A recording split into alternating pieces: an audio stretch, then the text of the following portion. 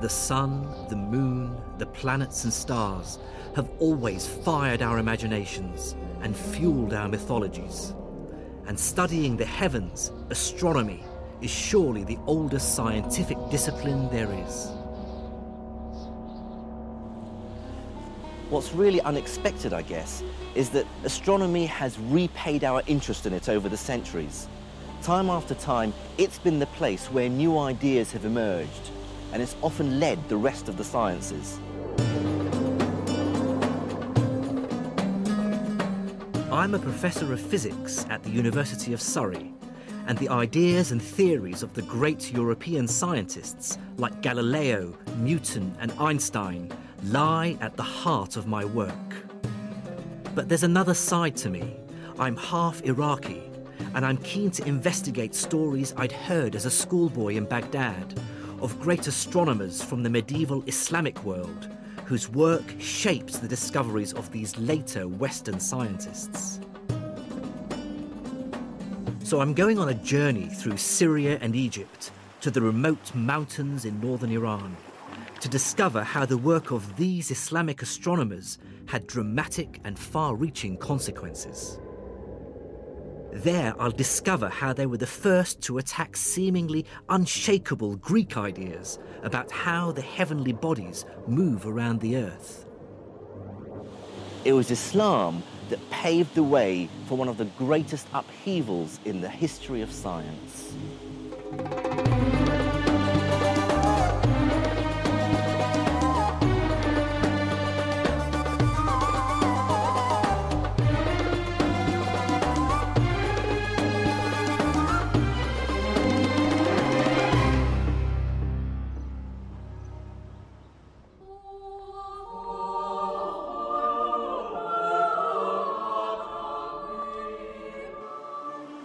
This is the University of Padua in northern Italy. I'm here to see incontrovertible evidence that one of the greatest breakthroughs in European science links back to the earlier work by Islamic scholars. Because it was a news one that at that time... Astronomer Dr. Luisa Pigiotti and I are climbing up to the 18th century observatory. At the top, she promises to show me one of the most important books in scientific history. So, what do we have here? Okay, this is the second edition of De Revolutionibus. Copernicus. Yes. This is De Revolutionibus Orbium Celestium, which was published in 1543 by the Polish astronomer Nicholas Copernicus. I'll be careful. Is it the second edition? The significance of this book is enormous. In it, Copernicus argues for the first time since Greek antiquity that all the planets, including the Earth, go around the sun. For thousands of years, everyone had believed a very different view, that the Earth is static and everything, including the stars, sun and planets, move around it. And here there are all his system, okay? Oh, there we go. And Sol, the system, the sun okay, in the middle. It's a famous drawing, Yes. this one. Oh, yes, and there's Terra. With the moon. With the moon with going the moon, around it. Okay, yes. This is an astonishing book, and many historians credit it with starting the European scientific revolution. The first crucial step in a journey that led to modern physics. Well, I agree, but it does seem a bit odd that one doesn't hear much about where Copernicus got his ideas and information. The impression is that they came out of nowhere. The beginning? And the beginning is all in Arabic. It certainly is a real revelation to me that he explicitly mentions a 9th century Muslim for providing him with a great deal of observational data, an astronomer who lived in Damascus called al-Battani. Like all the great scientists of the Islamic Empire, al-Battani lived in a culture without portraiture. All we have are later impressions of what he might have looked like. And here he mentioned Hipparchus, Calippo, Ptolemy, and so on, and he started to mention what he called Macometus Aratensis, and means Albatani. Okay. And then the second book here. And the second book is, we can look at the beginning in Latin. I see, we can open it. Copernicus, in fact, made extensive use of Albertani's observations of the positions of planets, the sun, the moon and stars. He worked with Latin translations, similar to this one, of the Syrian astronomers' data. Kitab Zij Slavi. So this is Bertani's Zij, his book of star charts. So it has the Arabic... Yes, all the Arabic treatise, yes, and then the Latin version. That's convenient. But he had the data, the observational data by Albatani. And Copernicus's book is full of clues that hint at other past sources. And though Albertani is the only Islamic astronomer Copernicus actually names, recent detective work has uncovered clues that Copernicus based many of his ideas on the work of other Islamic scholars. The clearest example is Copernicus's use of a mathematical idea devised by the 13th century Islamic astronomer Al-Tusi, called the Tusi couple. Back in England, I compared a copy of Al-Tusi's Tadhkira fi Ilm al-Hay'a with another edition of Copernicus's Revolutionibus. In it, there's a diagram of the Tusi couple, and there's an almost identical diagram in Copernicus's book, even down to the letters that mark the points on the circles. So in Al-Tusi, there's the Arabic alif, which is A, there's the ba, which is B, the Jim over here is the G, and the Dal at the center, D. It's a remarkable similarity. Now, this might just be coincidence, but it's pretty compelling evidence. In fact, I truly believe that Copernicus must have been aware of Al-Tusi's work and other Islamic astronomers. Further detective work also shows that Copernicus used mathematical ideas for planetary motion that are remarkably similar to ones developed by another Islamic astronomer, a 14th century Syrian called Ibn Shatir. For some historians, this cannot be coincidence. Copernicus, to me, I have no proof. I don't have a smoking gun. But to me, it looked like, and again, by analyzing his own works, it looks like he was working from diagrams. Somebody gave him a geometric diagram of what was done by Ibn Shatir to solve the problem of the moon, for example, to solve the problem of the upper planets, to solve the problem of the movement of Mercury. He had diagrams, and he was genius enough to be able to figure out from the diagrams what was the underlying theory behind those diagrams. So, far from emerging from nowhere, it seems Copernicus's work will be better described as the culmination of the preceding 500 years of Islamic astronomy. I wanted to investigate this story, find out more about those astronomers and their ideas. But before that, I wanted to investigate an even deeper question. What actually motivated medieval Islamic scholars' interest in astronomy?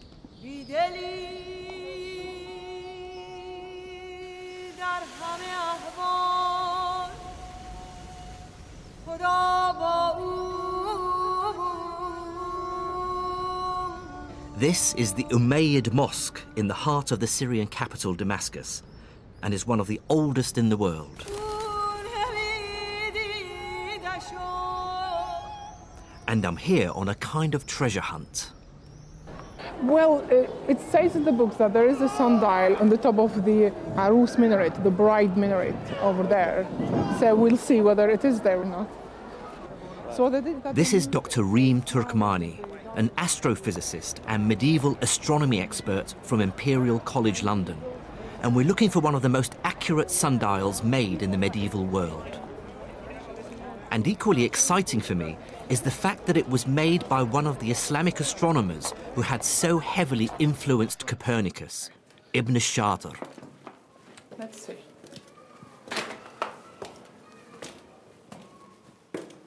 Officials in the mosque claim that the sundial was removed in the 19th century, but Ream's research suggests that an exact replica might still exist, high in one of the minarets, hidden from view. It's not quite the lost Ark of the Covenant, but the idea of discovering a 150-year-old artifact is still quite something. Would you recognise anything if you had a look? I need to look at the other window. Sorry. No. No, it is further up. Yeah. Okay. Marking time accurately is essential to Islam. The Quran requires the faithful to pray 5 times a day at 5 very precise times. At the exact moment of dawn, when the sun is overhead, in the afternoon, at sunset, and then again at the moment of nightfall. So for early Islam, an accurate sundial was an extremely important fixture in many mosques.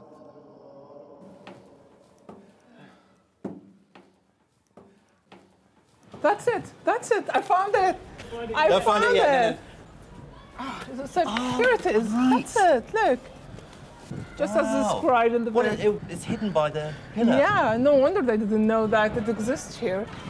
It's got an all owl mosque. covered with the pigeons' filth. Pigeon crap. Yeah. Oh, Oh, great. Thank you. try that. So, let's see. Okay. So, now, this consists of 3 sundials. The main big one, and there's the northern one and the southern one. There is a line here for Salat al-Dhuhr, the midday prayer, and there is one for the afternoon prayer.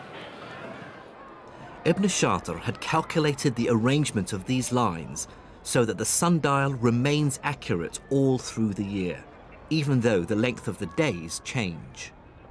They will have Yes. the timekeeper. It's a very important job. So he would sit here watching the shadow. exactly. And exactly the precise moment for prayer, Yeah. he'd signal to the muezzin to start Yes. the call for prayer. Exactly. Okay.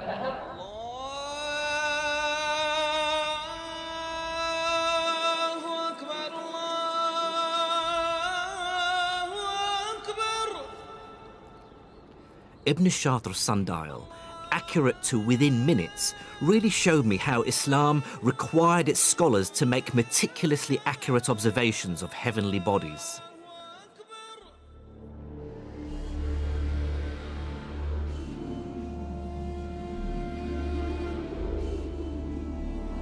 And I began to understand why Copernicus was so impressed by the work of his Islamic predecessors.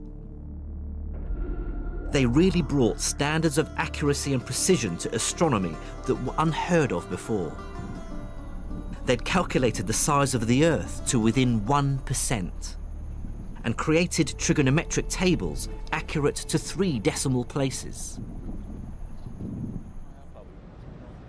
And when I met up with Reem Turkmani again on Mount Qasyun outside Damascus, I was to hear about the Islamic astronomer who personified accurate observation, the man whose astronomical tables and measurements Copernicus explicitly makes reference to, Al-Battani. Born in 858 in southern Turkey, Al-Battani made accurate astronomical measurement a personal obsession. And the story goes is that Al-Battani used to observe on this mountain here and in this observatory. Over 40 years, from 877, both here and in the town of Raqqa, Al-Battani's great project was to work out as accurately as possible the length of the year. This is a copy of the original manuscript. Okay. So I'll show you the chapter at which he explained the length of the year. Okay? The chapter 27. So he first started here by citing the ancient values of the Egyptians and the Babylonians, right? And he gives the length of year. Their estimate of the year was 365 days, 6 hours, and just over 10 minutes.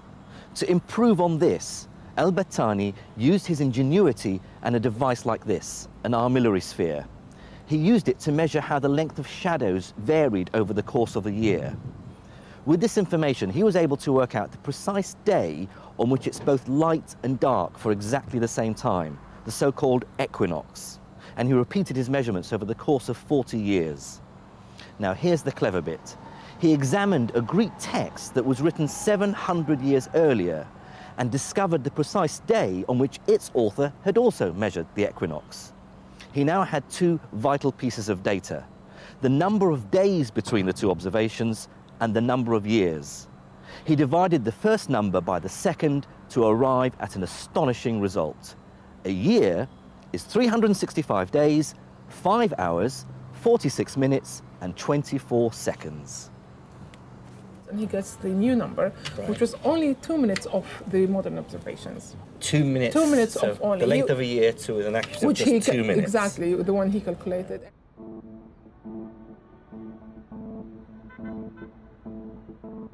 What's astonishing about the accuracy of al-Battani's measurements is that he had no telescope. He used an armillary arm, his naked eye, and devices like this, an astrolabe.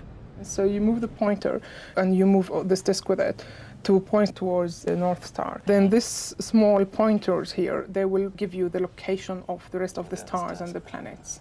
Yeah. Despite this, among his many other observations is an incredibly accurate figure for the Earth's tilt of just under 24 degrees, about half a degree from the figure we now know it to be. And he didn't stop there. He measured variations in the diameter of the sun to such accuracy that it led him to an astonishing conclusion. This distance, the furthest point the sun reaches from the Earth during the year, known as the apogee, actually changes from one year to another.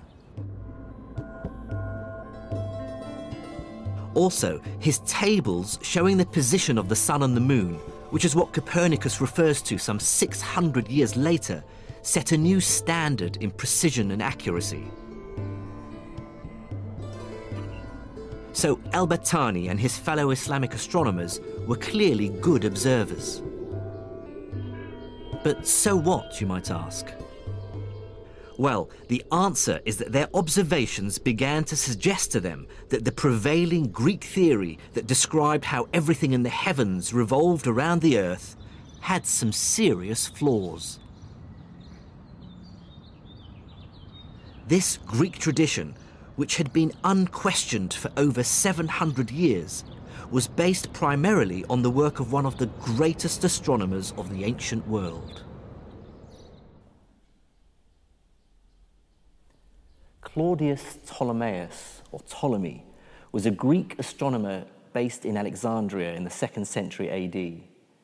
He wrote one of the greatest texts in astronomy, the Almagest, which was basically a distillation of all Greek knowledge on the celestial world. Ptolemy believed that the sun, the moon, the planets, and the stars all sat on crystal spheres that rotated around the Earth. So the moon sits on the innermost sphere, followed by the sun and the planets, and finally a patchwork of stars on the outermost sphere. So we human beings sit at the very center of the universe, with the rest of the universe rotating around us.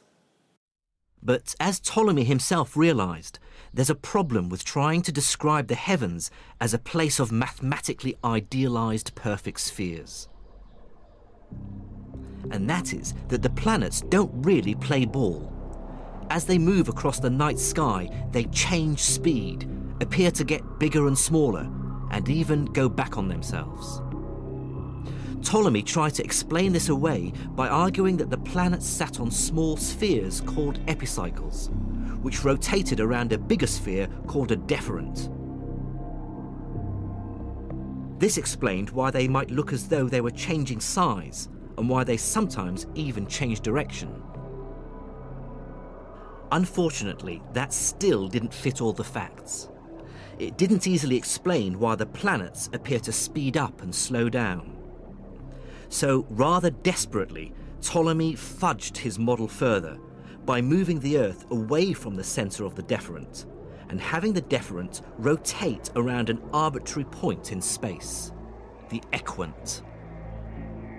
But now, the works of astronomers like al-Battani started to strain Ptolemy's ideas to breaking point. Their careful observations began to suggest that even with Ptolemy's unwieldy equants and deferents, the actual behaviour of the heavens didn't fit the data.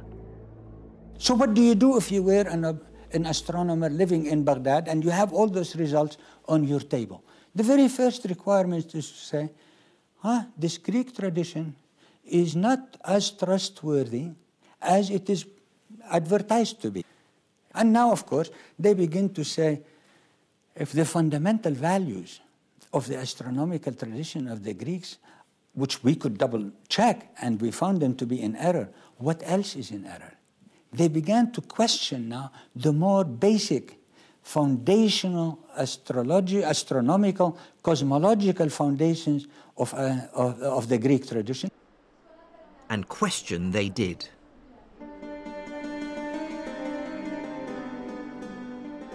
What's absolutely striking about the writings of Islamic scholars by the 9th century is the increasing use of the word shukuk, which in English means doubts.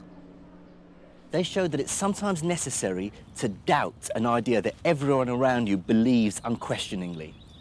Islamic doubting of Greek astronomy began the slow process of undermining the notion that the Earth is at the centre of the universe. To doubt takes great courage and imagination.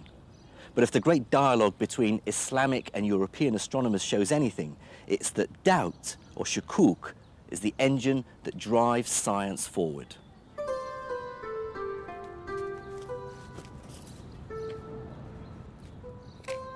One of the first great shukuk scientists was called Ibn al-Haytham. He was born in the Iraqi city of Basra in 965 AD and was among the first to argue passionately that scientific ideas are only valid if they're mathematically consistent and reflect reality. And when he applied his fierce, rigorous intelligence to Greek astronomy, he immediately spotted that there was a fundamental contradiction at its heart. On the one hand, Greek cosmology argued that everything in the heavens revolves around the Earth. On the other hand, Ptolemy, in his Almagest, argued that if you want to mathematically predict how the sun and planets move, you have to pretend that they go around an arbitrary point in space, the so-called equant. This is clearly a contradiction. The heavens can't both go around the Earth and not go around it at the same time. Ibn al-Haytham hated this nonsensical contradiction. In the early 11th century, he wrote a paper, Al-Shukuk ala Ptolemaios, or Doubts on Ptolemy. In it, he writes with barely contained frustration, Ptolemy assumes an arrangement that cannot exist. Ibn al-Haytham says that is a total absurdity. We cannot accept that. And furthermore, he says, it's not a slip of a tongue. Ptolemy knew that it was an absurdity, and he shows us where Ptolemy himself was embarrassed by having to introduce it. So he says there is a fundamental reasoning problem, meaning that the Greeks knew, that Ptolemy knew that he was making a mistake, but he knew he couldn't do any better, and hence now the challenge is to do one notch better, and hence to be able to fix this. That, in my explanation, begins to be the program of research for all astronomers to come. In order to achieve that project, you had to be convinced that it was possible to make high-precision mathematical models of the way in which planets and stars move that would really capture how they are in the heavens.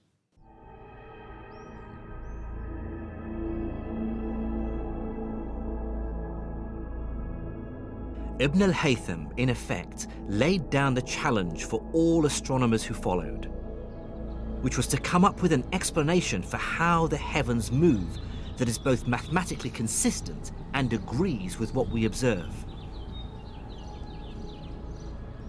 The final answer to this would come from faraway Europe with Copernicus and others.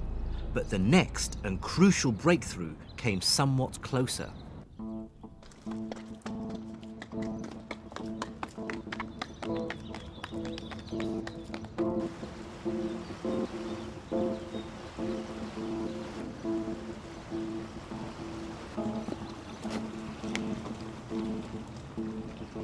The top of this mountain in northern Iran was the adopted home of the man who was the next of Copernicus's Islamic influences, Nasruddin al-Tusi.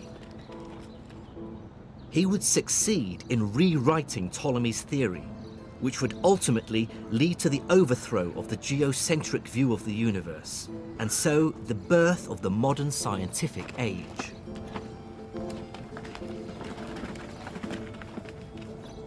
This is the remote castle of Alamut, al-Tusi's adopted home. For many years, it was the home of a Muslim sect called the Ismailis.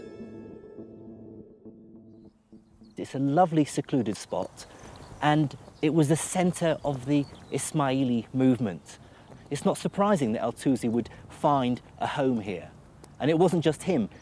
Many other scholars were gathered here, and there seems to have been a library. It was a center for learning as well as a military stronghold.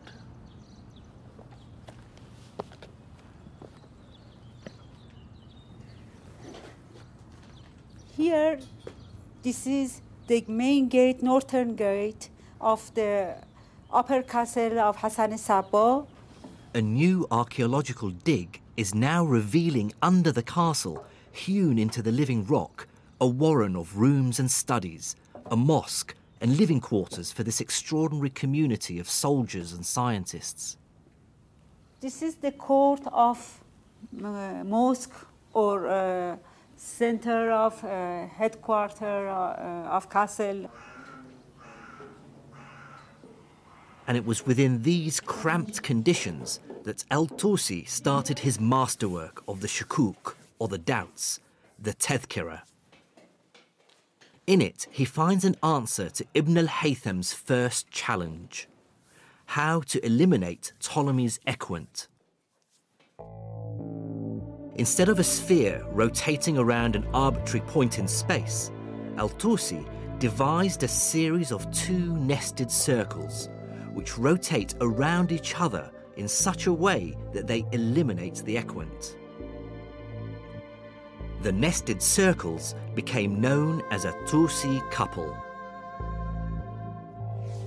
This is the mathematical system that finds its way into Copernicus's work some 300 years later.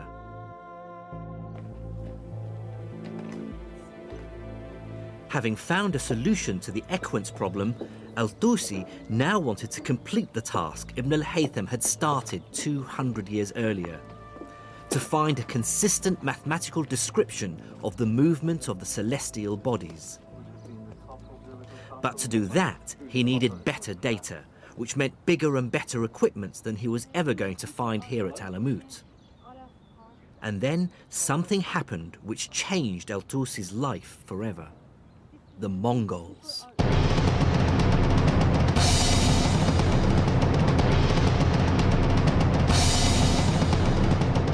Streaming in from the east, an army of Mongols, led by Haluga Khan, marched into Iran, crushing everything before them.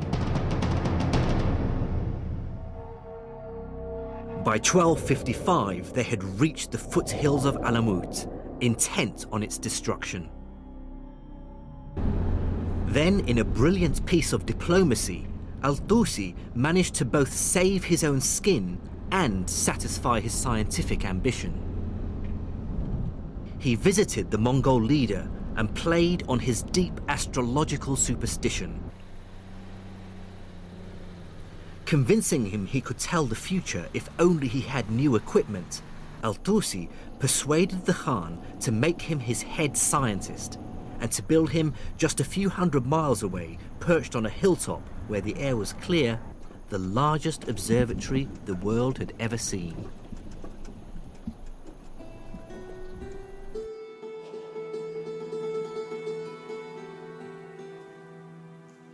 This is all that remains of the Moraga Observatory. The main instrument is hidden under this protective dome. Al-Tusi's new astronomical centre was based around a single large building. Inside was an enormous metal arc, an armillary arm, 10 meters across. On its circumference were marked angles in degrees and minutes. The scientists would line up the celestial object under study with a central point on the arc, and then make a reading from the markings on the arc, giving them the definitive, accurate position of the object in the sky. The building was also surrounded by smaller astronomical equipment, libraries, offices, and accommodation. The observatory even had its own dedicated mosque.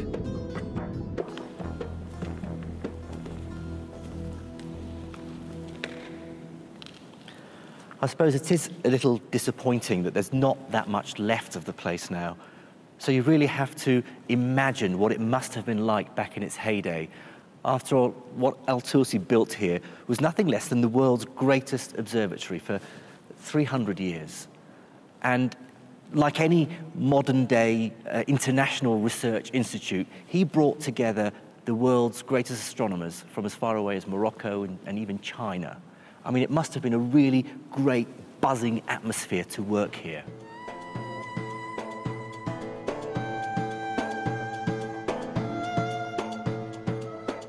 With his new observatory and world-class team, Al-Tusi was now ready to fulfill Ibn al-Haytham's dream, to try to make Ptolemy's model scientifically rigorous.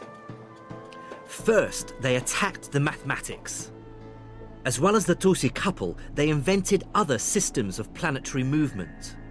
And with these new systems, they were able to calculate mathematically consistent models for many of the celestial bodies. Mercury, Venus, Mars, Jupiter, Saturn, and the Sun and Moon.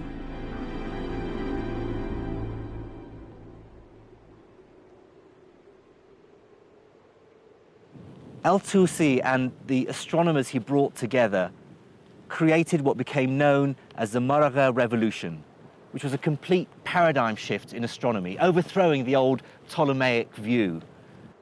What Islamic scholars and astronomers like Al-Tusi do is to organize and make sense of mathematical astronomy at a level of unprecedented accuracy, using instruments more precise than had been built before, over longer timescales, with predictions of the positions of planets and stars that no one had previously reached.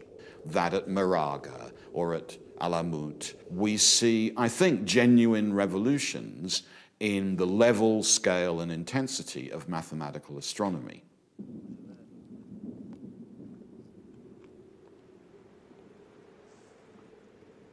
But there was still a problem. The new models were mathematically coherent, and they dispensed with Ptolemy's unwieldy equant. But they still firmly placed the Earth at the centre of the universe, and that inevitably meant that their descriptions of the heavens were intricate and complicated, with epicycles, deferents, and couples. It was like some great cosmic gearbox.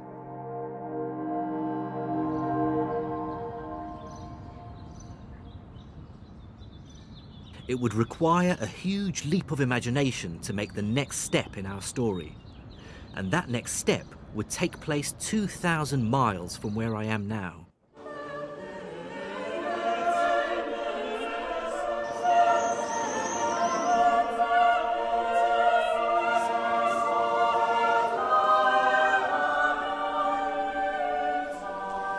In my view, the last phase of the Moraga Revolution took place not in Iran or anywhere in the Islamic Empire, but here in northern Italy. Based on the work of Muslim scholars, places like the University of Padua were already starting a new scientific movement, the Renaissance. Back in Padua, where I began my journey, I now understand why Islamic astronomers were so important to Copernicus. They gave him his motivation. He's the first European to share Ibn al-Haytham's deep aversion to Ptolemy's cosmology. And that's what makes Copernicus not the first great astronomer of a new European tradition, but the last of the Islamic tradition. This is the second edition. As we've seen, many of the complex mathematical models Copernicus uses in his new heliocentric model, like the Tusi couple, are copied from Islamic astronomers. But more importantly, it's Copernicus's deep desire to bring mathematical consistency to cosmology that he really owes to his Islamic predecessors. Copernicus's ideas set in motion a train of scientific revelations that would eventually lead to Isaac Newton and the discovery of gravity. In Newton's hands, Ibn al-Haytham's dream of an astronomy with rigorous and coherent mathematics, which agrees with experimental observation, finally took place.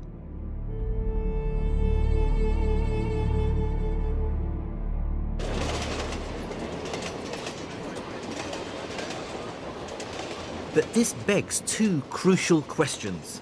Why was the great astronomical project which Islamic astronomers began completed in Europe and not in the Middle East? And how did knowledge of Islamic science get to Europe in the first place?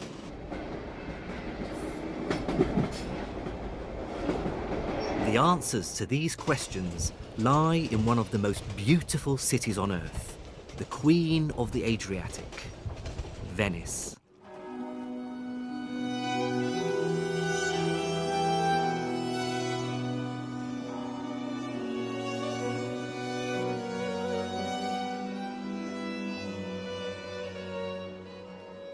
Venice was founded on a swamp off the coast of Italy and felt itself separate from Europe and not bound by its laws and traditions.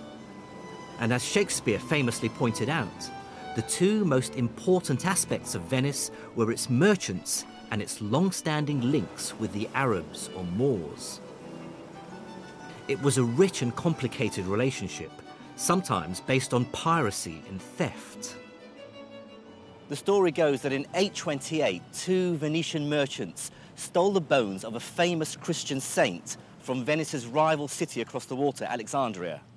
The bones belonged to St. Mark the Evangelist, and they brought them back here to St. Mark's Square.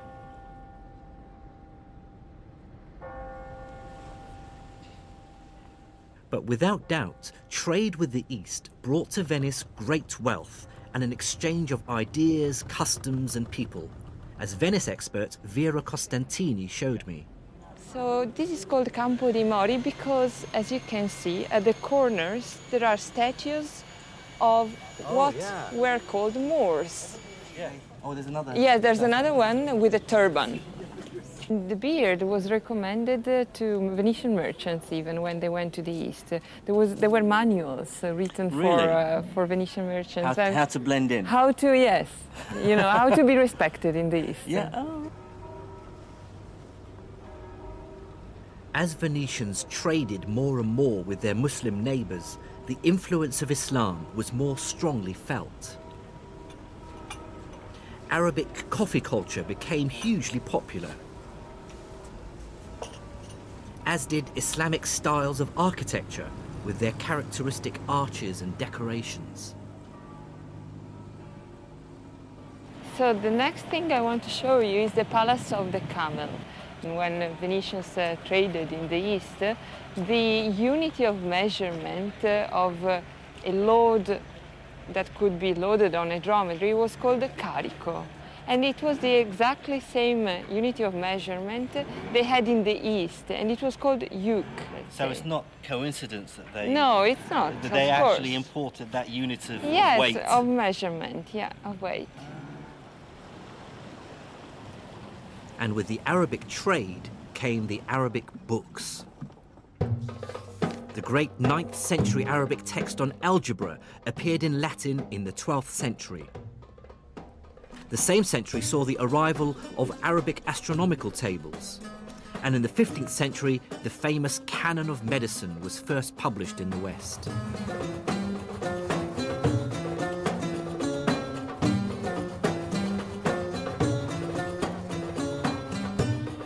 And this influx of learning seems to coincide with a great historical shift. The engine of science begins to move west, from the Islamic world to Europe. That's where the great breakthroughs from the 1500s would mainly take place.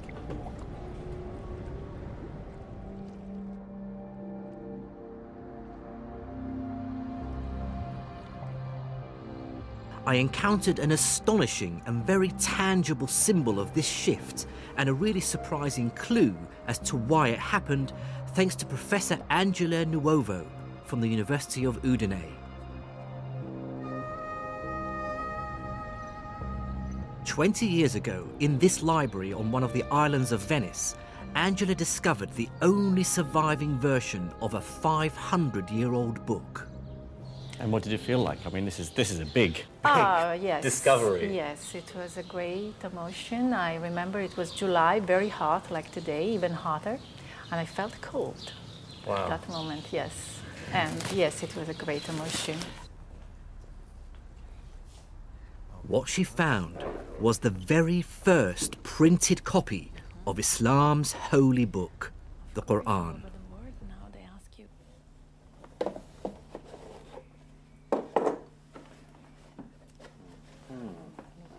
This is the first time she's seen her Quran since she discovered it 20 years ago. But it struck me as strange that the world's first printed Quran was produced in Venice and not in the Islamic world. And it's obvious at first glance that it was printed by people who didn't speak Arabic very well. Bismillah ar-Rahman ar-Rahim. Alhamdulillahi Rabbil Alameen ar-Rahman ar-Rahim. Maliki Yawm ad-Din. Iyyaka na'budu wa iyyaka nasta'in. I mean, what strikes me is that it's written in what I would regard as almost childlike handwriting. It's clumsy. Yeah. Well, it's the first attempt to reproduce the handwriting in movable types. And as you know, the language has an enormous amount of sorts, different sorts, as, of course, every letter changes according to ligatures and the position of course. So in the line. The word dhalika, which means for that, the dash should be underneath the L here, but it's above it. Yeah. So instead of saying dhalika, it says dhalaka, which is wrong. Probably there were not people really of mother language in the press. So there were some errors of the mistakes in the text, which are, of course, sins. Yes, of course. I mean, as the Quran, for every Muslim believes it's this word of God. You can't word of change God. it. So when you change it, it's a sin. Yes. How was it first received, do you think, when it was published? Well, yes, the idea is that the hypothesis is, and I think it's true, that it was an enormous failure from really the business point of view, as the Muslim didn't accept the printing press for centuries, and probably the whole copies of this book were destroyed. So we don't have any other copy. Probably the only one that remained in the Western world is this book. I felt that the failure of this printed Quran to catch on in the Islamic world spoke volumes.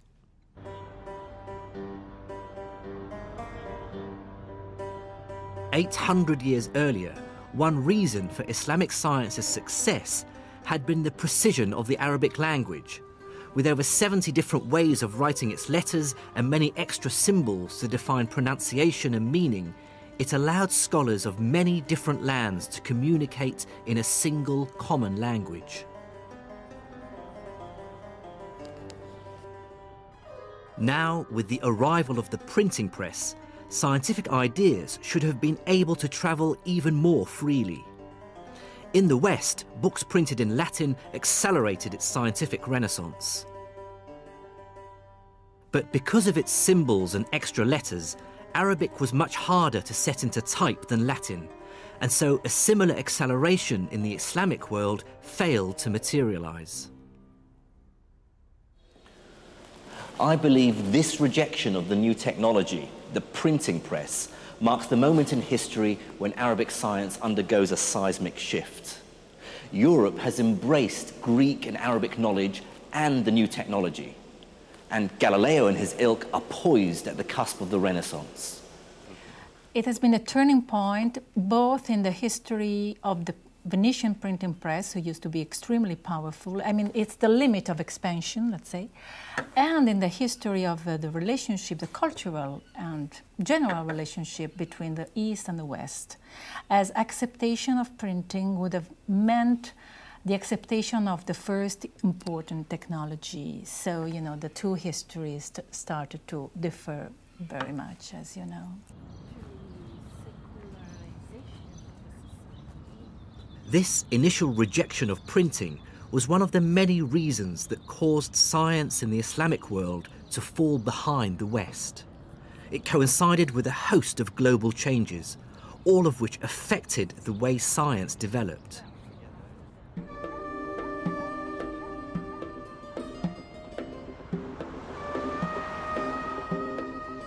The first and most obvious reason for the slowdown in Islamic science is that the Islamic Empire itself falls into decline from the mid-1200s.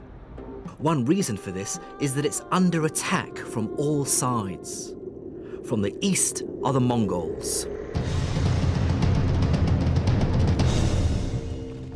In 1258, they invaded the capital Baghdad, and it's said that the waters of the Tigris and Euphrates rivers ran black for days with the ink of the books they'd destroyed. But trouble was also brewing in the far west of the empire. Islamic Spain, already fragmented into separate city-states, now faced a new threat, a united and determined onslaught from the Christian north.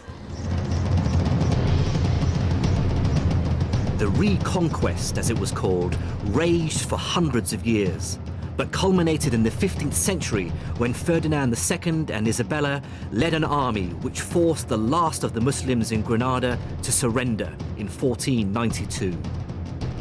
The Christians were intent on removing every last vestige of Islamic civilization and culture from Spain.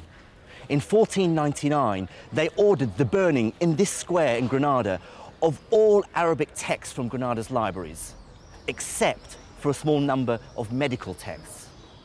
Within about 100 years, every Muslim in Spain had either been put to the sword, burnt at the stake, or banished. And Christians from the east of Europe were intent on reclaiming the Holy Land. The Crusades. Bent on carving out a holy Christian Levant and claiming the holy city of Jerusalem, the Crusaders launched a massive attack on northern Syria. They quickly captured this castle and turned it into one of their strongholds. Then, with ruthless and missionary zeal, they marched on Jerusalem. And as the empire fought with its neighbours, it collapsed into warring fiefdoms. The Mamluks, slaves who originally belonged to the state of Egypt, became its leaders. The Bourbon Almohads ruled Morocco and Spain in the 13th century, and the north of Syria and Iraq splintered into a series of city-states. But for many historians of science, the biggest single reason for the decline in Islamic science was a rather famous event that took place in 1492. That year, the entire political geography of the world changed dramatically when a certain Christopher Columbus arrived in the Americas. I explain it with the phenomena of the discovery of the New World in 1492. The immediate result is that you got immense amount of gold and silver coming to the royal houses of Europe at the time, and all the adventurous empires and royal houses of the time who were setting colonies all over the world. And science always follows the money. As the 16th and 17th centuries came and went, that money, power, and hence scientific will moved through Spain and Italy and on to Britain. By the 17th century, England, sitting at the centre of the lucrative Atlantic trade route, could afford big science. And that ultimately explains why the greatest book in world science, Sir Isaac Newton's Principia Mathematica, the book that ultimately explains the motion of the sun, the moon and the planets, was not published in Baghdad, but in London. It was necessary for him to have data of astonishing accuracy gathered from across the world. Global inventories of numbers, observations, positions. The heights of tides, the positions of comets and planets, the rate at which pendulums beat. It's a global project. It's big science. And many of those observations, many of those mathematical models were, of course, models initially developed by Islamic astronomers in Egypt and the Near East and Central Asia. But there's a final twist in the tale.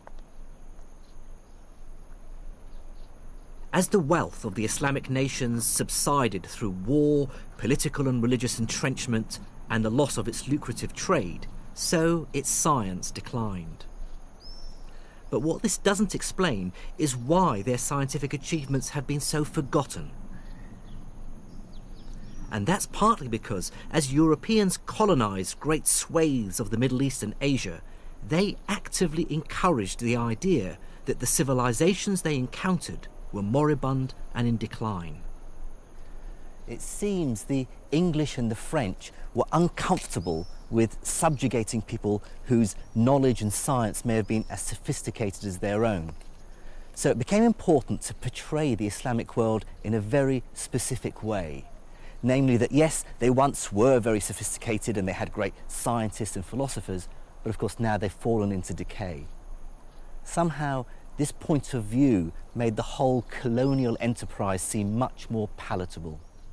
One of the most fascinating developments, I think, in the history of the encounter between Western Europeans and other cultures is a kind of shift which has got fundamental and terrible consequences amongst Western Europeans when they start to reflect on why they are superior.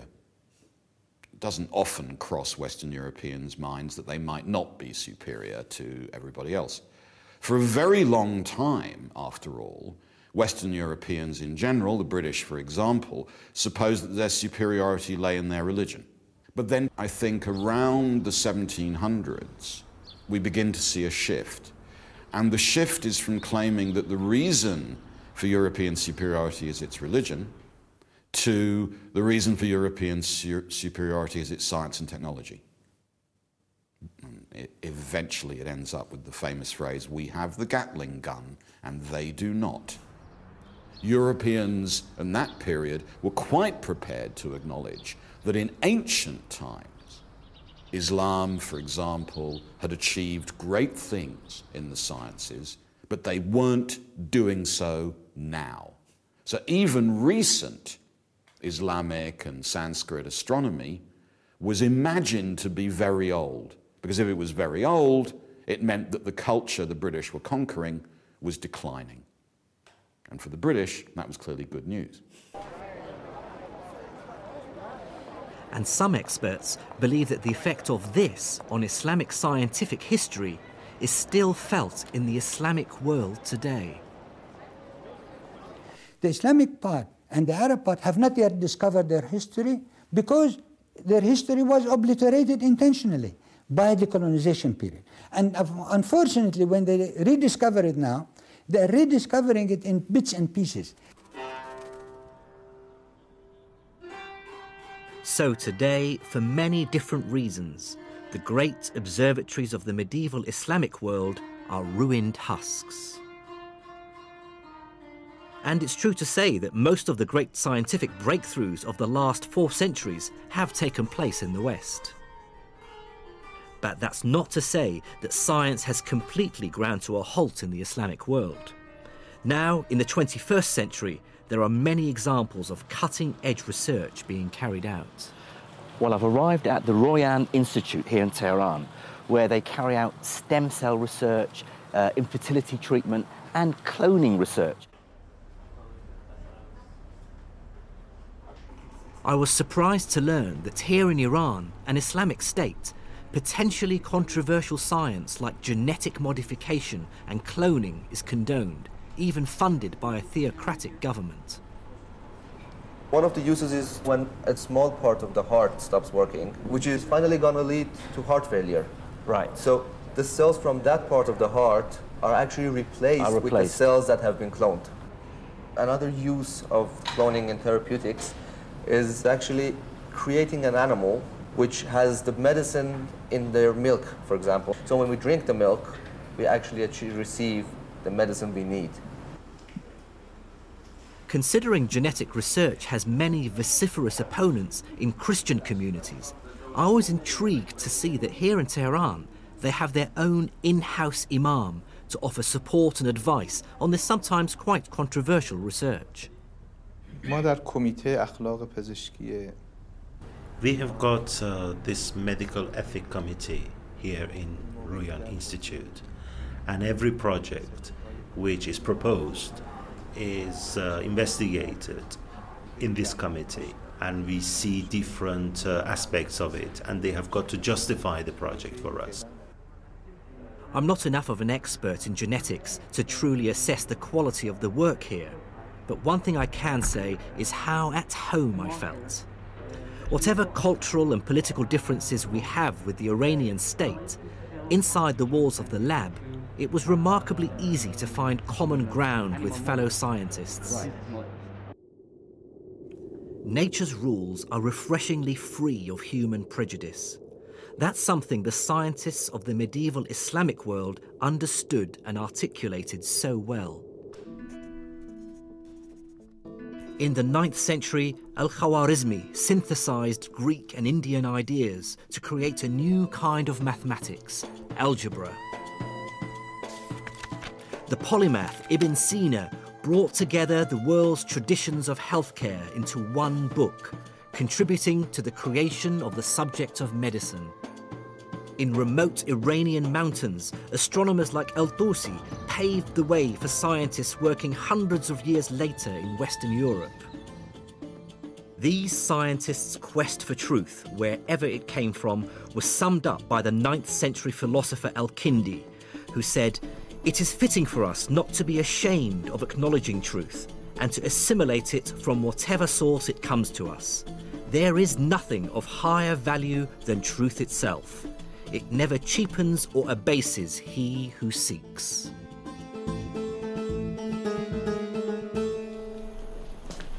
One moral emerges from this epic tale of the rise and fall of science in the Islamic world between the 9th and 15th centuries. And that is that science is the universal language of the human race. Decimal numbers are just as useful in India as they are in Spain. Star charts drawn up in Iran speak volumes to astronomers in Northern Europe. And Newton's Principia is just as true in Arabic as it is in Latin or English. What medieval Islamic scientists realized and articulated so brilliantly is that science is the common language of the human race. Man-made laws may vary from place to place, but nature's laws are true for all of us.